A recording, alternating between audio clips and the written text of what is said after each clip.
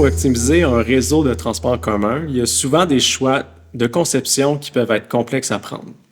C'est-à-dire que chaque choix peut avoir des effets contradictoires et peut affecter différemment le déploiement de vos services et l'expérience des usagers. Dans la présente capsule, on vous montre les avantages et les désavantages de certains de ces choix. Essentiellement, c'est la vision et vos orientations stratégiques que vous avez prises, comme on l'a vu dans la capsule précédente, qui vont vous aider à prendre les choix qui s'adaptent le mieux à votre réalité locale. Je tiens à mentionner que la capsule s'inspire des travaux de Jarrett Walker, qui est une figure respectée dans le domaine, qui a réalisé plusieurs projets d'optimisation dans plusieurs villes nord-américaines. On a pris soin de sélectionner et d'adapter ces enseignements au contexte québécois et plus particulièrement pour la réalité des petites et moyennes municipalités et MRC. Pour expliquer le rôle des décideurs dans le processus, Walker utilise l'analogie du plombier. C'est-à-dire que pour un travail de réparation, le plombier va arriver chez le client, va faire un diagnostic, puis commencer par réaliser certains travaux plus techniques. Par contre, à un certain moment, il devra se tourner vers son client, lui demander de faire des choix que le plombier lui-même ne peut pas prendre. Parce que les choix doivent être pris en fonction des valeurs, des priorités du client et ou de son budget. Par exemple, est-ce que le client préfère une solution immédiate et peu coûteuse ou plutôt une solution à long terme mais plus chère? Les deux réponses sont valables, mais le choix final devra être cohérent avec la vision et les objectifs qui sont suivis. La plupart des déterminants qu'on va aborder dans la capsule influencent directement soit le temps de déplacement total d'un trajet, qui comprend le temps nécessaire pour marcher jusqu'à un arrêt, l'attente et le déplacement dans le véhicule, soit le niveau d'accessibilité au service. Donc l'enjeu, ça consiste à trouver un équilibre entre les deux éléments pour offrir un service qui correspond au mieux aux 7 besoins des usagers qu'on a vu dans la capsule Clé de succès. À consulter, ce n'est pas déjà fait, et à votre planification stratégique. Pour reprendre l'analogie du plombier, mais avec un exemple plus près de notre sujet, imaginez une MRC qui dispose d'un budget X qui vous permet d'opérer 5 autobus. Vous aurez ici un premier choix inévitable à poser, soit de décider comment vous allez répartir vos ressources sur le territoire. La première approche, qui est un premier extrême, ça pourrait être de concentrer le service là où la demande est la plus forte, ce qui va vous permettre d'obtenir une fréquence de passage qui est plus élevée, aux 15 à 30 minutes par exemple, et un taux d'achalandage qui est aussi plus élevé. La deuxième approche, un autre extrême, pourrait être de répartir les 5 autobus sur l'ensemble du territoire pour desservir tout le monde de façon égale, mais au prix d'un service plus dispersé, même là où la demande est faible. Donc, je pense ici, on voit bien le dilemme, qu'on a deux approches qui sont valables, mais qui répondent à deux visions contradictoires. Si votre vision se base sur un principe d'avoir un taux d'achalandage élevé, qui fait baisser significativement l'usage de la voiture sur votre territoire, vous allez probablement favoriser la première option dans la répartition de vos ressources matérielles et financières. Par contre, si votre vision se base sur un principe d'accessibilité et d'équité pour répondre aux besoins sociaux et avoir la plus grande couverture territoriale possible, vous allez favoriser probablement l'option B. Votre service va donc être plus étendu sur l'ensemble de votre territoire ou presque. Évidemment, on peut répartir votre budget pour que votre offre de service se situe quelque part entre les deux approches. Par exemple, vous pourriez investir 70% de votre budget dans le premier objectif, l'objectif A, et 30% dans l'objectif B. Par contre, vous ne pourrez pas répondre aux deux en même temps et espérer obtenir tous les bénéfices attendus, à moins que votre budget ne soit limité. Ensuite, si votre vision stratégique prend position en faveur de l'achalandage et de la rentabilité, donc l'option A qu'on vient de voir, la fréquence de service est un paramètre qui est essentiel à prendre en compte. Si on revient aux 7 besoins des usagers qu'on a présentés dans la deuxième capsule du module, la fréquence des passages est sans doute l'un des facteurs, sinon le facteur, le plus important pour garantir un service de transport collectif qui est fiable, rapide et efficace. En effet, c'est 4 besoins sur 7 qui sont directement influencés par la fréquence. Un autobus qui passe à un arrêt à toutes les 10, 15 ou 30 minutes plutôt qu'une fois par heure, Ça réduit le temps d'attente, facilite les correspondances et ça renforce la fiabilité du service. En d'autres mots, un service fréquent va permettre aux usagers de se déplacer sans avoir à planifier précisément chacun de leurs déplacements. Ça donne aussi une plus grande souplesse face aux imprévus. Par exemple, manquer l'autobus ne va plus se traduire par devoir trouver une alternative ou bien à prendre 1 heure avant le prochain passage. Donc, si c'est votre objectif, que le transport collectif soit une alternative qui est vraiment intéressante aux yeux de la population, si on la compare à la voiture, pensez bien à la fréquence de service. Autre paramètre, le choix entre la flexibilité ou les lignes fixes. Dans les petites et moyennes municipalités, la plupart du temps, on rencontre 2 différents types de services par autobus. Soit un service à ligne fixe, comme les réseaux d'autobus plus traditionnels, sinon un service flexible, un transport à la demande. Le transport à la demande fonctionne avec réservation. Comme un taxi, il va aller chercher sa clientèle très près de leur domicile, à des arrêts identifiés qui sont répartis sur l'ensemble du territoire. Par contre, à la différence d'un taxi, le transport à la demande peut faire d'autres arrêts en cours de route pour embarquer ou débarquer d'autres passagers. Avant d'envisager ce type de service, je mettrais quand même en garde par rapport à la tentation de croire que le transport à demande peut remplacer une part importante des réseaux à ligne fixe, voire son entièreté. Encore une fois, ça dépend de votre planification stratégique, mais la flexibilité vient avec un coût. C'est moins efficace en termes d'achalandage et de convivialité. Comme le véhicule doit parcourir plus de distance pour aller chercher quelques personnes dispersées, le temps de déplacement par passage peut augmenter considérablement. Et de notre expérience, la nécessité de réserver, que la réservation soit nécessaire 1 heure ou 24 heures à l'avance, ça peut être un frein majeur pour l'utilisation de ce type de service, quoiqu'il y a plusieurs exemples quand même au Québec où ces services sont appréciés, puis là je nommerais par exemple Vecto à Victoriaville. Autre point, une étude exhaustive sur le territoire devrait peut-être être faite pour l'affirmer, mais généralement, les services flexibles atteignent peu d'embarquements à l'heure, ce qui est en fait une option qui est coûteuse en matière de coût d'exploitation. De l'autre côté, ça peut être très pertinent dans des zones à faible ou très faible densité ou pendant des périodes creuses, par exemple tard le soir, quand la demande est trop faible pour justifier une ligne fixe. Peut aussi agir en complémentarité avec un service à ligne fixe, en offrant une option de rabattement d'une zone à faible densité vers une ligne fixe qui, elle, est plus fréquente. Dans le cas d'un service avec des lignes fixes, la géométrie du réseau influence directement la rapidité et la simplicité des déplacements. Jarrett Walker illustre cette idée à l'aide de formes simples, le I, le U, le S et le O. Le choix d'une forme d'un trajet ou la façon dont elle s'articule entre elles pour un réseau avec plusieurs trajets détermine le niveau de linéarité du réseau. Un trajet avec quelques détours ou des déviations permet d'élargir la desserte, mais au prix d'une linéarité faible qui rend les déplacements un peu plus longs, sinon plus longs, puis moins compétitifs en comparaison avec la voiture. Imaginons de façon schématique une municipalité qui a 9 pôles de générateurs de déplacement à desservir. Un trajet en forme de I représente la ligne la plus directe. Le trajet relie efficacement 2 points et favorise des déplacements rapides, simples et prévisibles, mais au prix d'une couverture moins grande sur le territoire. Du point de vue de la vitesse et de la compréhension du service, c'est la configuration la plus performante. À l'inverse, un trajet en forme de U ou de S cherche à desservir plus de secteurs.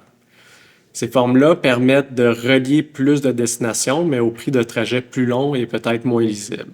Ce type de trajet convient bien quand on souhaite offrir un service de proximité à une clientèle plus dispersée sans multiplier les correspondances. Finalement, le trajet en forme de O correspond à une boucle complète. Ce type de géométrie peut être pertinent pour des circuits internes à un quartier ou à un centre-ville. Par contre, ça peut poser problème pour les trajets aller-retour. Si votre destination se trouve au quart de la boucle, il va falloir parcourir le 3/4 restant pour revenir à votre point de départ, ce qui n'est pas logique et ni efficient. Évidemment, avec un réseau à plusieurs lignes, on peut combiner et superposer les formes entre elles. Avec des correspondances, on peut superposer des I avec des U pour relier davantage des secteurs et compenser pour la linéarité et la couverture réduite. Sur l'image de gauche, on voit un trajet en I avec plusieurs trajets en forme de U. Au centre, on combine des U pour former un S, ce qui réduit le besoin de correspondance. À droite, finalement, on combine deux U pour former un trajet en forme de O, en plus de conserver un I comme ligne principale. Autre choix à prendre, le positionnement des arrêts. Le positionnement des arrêts influence à la fois la rapidité du service et l'accessibilité pour les usagers. Plus les arrêts sont espacés, plus le service est rapide. À l'inverse, plus les arrêts sont rapprochés, on va allonger le temps de déplacement, mais on gagne sur l'accès au service. Comme les paramètres qui ont été discutés plus tôt, il s'agit de trouver un équilibre entre les deux approches, la couverture et l'efficacité. Choisir l'espacement entre les arrêts peut aussi se faire en fonction du type de service qu'on veut offrir, par exemple un service local qui s'arrête fréquemment, un service rapide avec des arrêts plus espacés, par exemple sur un grand axe, un service express qui ne s'arrête qu'aux principaux pôles de correspondance. Autre chose à considérer, généralement pour planifier l'emplacement des arrêts, on va visualiser la zone de marchabilité autour de chacun des arrêts, c'est-à-dire le périmètre d'accessibilité à la marche autour d'un arrêt. En d'autres mots, le temps que ça prend aux gens pour se rendre à pied à l'arrêt, que ce soit 5, 10 ou 15 minutes. Je rappelle que la marche, c'est le mode d'accès privilégié au transport collectif. Il faut savoir que même si certaines personnes rejoignent le transport collectif en voiture ou à vélo, tout usager va devenir nécessairement un piéton à un moment ou à un autre. Aussi, les stationnements incitatifs pour un automobile peuvent élargir la portée d'un arrêt, mais vous devrez prendre en compte quelques défis techniques, notamment en matière de superficie à allouer pour cet usage et du conflit potentiel avec les autres usages aux alentours, par exemple les logements, les commerces et les espaces publics. Enfin, dans certains milieux, le contexte impose ses propres limites. Sur une artère à grande vitesse où il n'y a pas de trottoir, pas de traverse piétonne sécuritaire, c'est souvent pas possible d'implanter des arrêts à intervalles réguliers. Dans ces environnements qui sont plus hostiles, entre guillemets, aux piétons, la sécurité des usagers doit toujours primer sur la régularité de la desserte. Sinon, la mise en place du service de transport en commun doit être accompagnée d'une vision qui est plus large, qui comprend l'amélioration des déplacements à pied sur le territoire.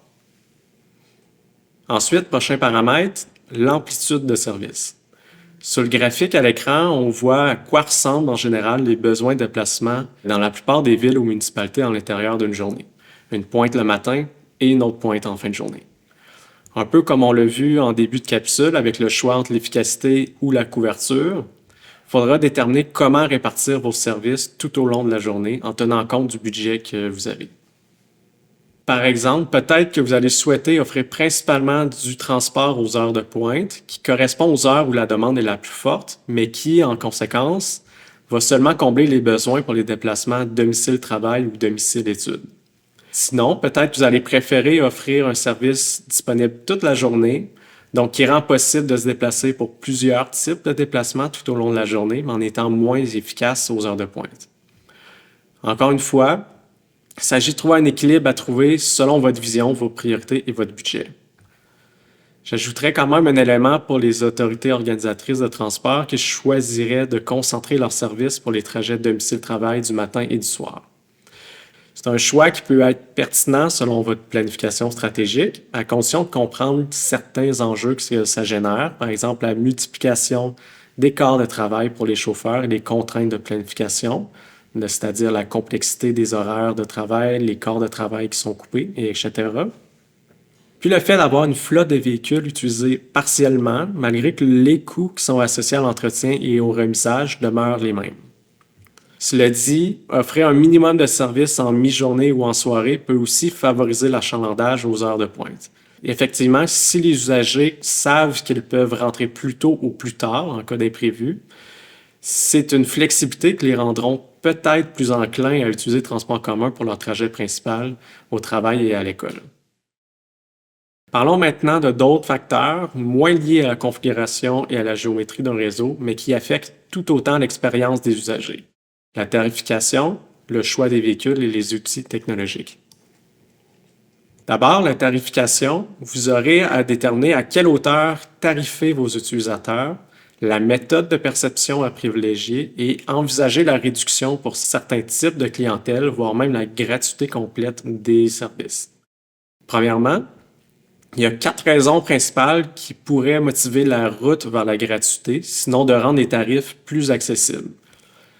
Premièrement, pour toutes les retombées positives que le transport collectif apporte sur le territoire, notamment sur la circulation et sur le plan environnemental, pour soutenir les personnes à plus faible revenu, sinon comme levier financier pour casser des habitudes et inciter les personnes à délaisser leur voiture. Et finalement, parce que la perception et la gestion des tarifs, ça représente aussi un coût administratif qui est non négligeable. Il faut quand même rester conscient que la tarification est une source de revenus importante pour maintenir la qualité du service, à moins que vous avez d'autres sources de revenus qui sont suffisantes. De notre expérience et au regard des 7 besoins qu'on a vus dans la deuxième capsule, tous les usagers ne sont pas sensibles au prix, mais tous le sont à la qualité du service. Vous allez trouver dans la littérature scientifique plusieurs études qui argumentent en ce sens, notamment une revue systématique menée à l'Université Laval, dont d'ailleurs j'ai participé en tant que chercheur. Dans l'article, on a analysé toutes les études faites entre 2010 et 2020 qui avaient comme sujet l'efficacité des stratégies de transfert modal de la voiture vers les modes de transport alternatifs. 59% des études rapportaient que les incitatifs financiers ont favorisé un transfert modal, ce qui est déjà intéressant. Par contre, pour l'amélioration de la qualité du service, c'est 79% des études qui ont rapporté des résultats positifs.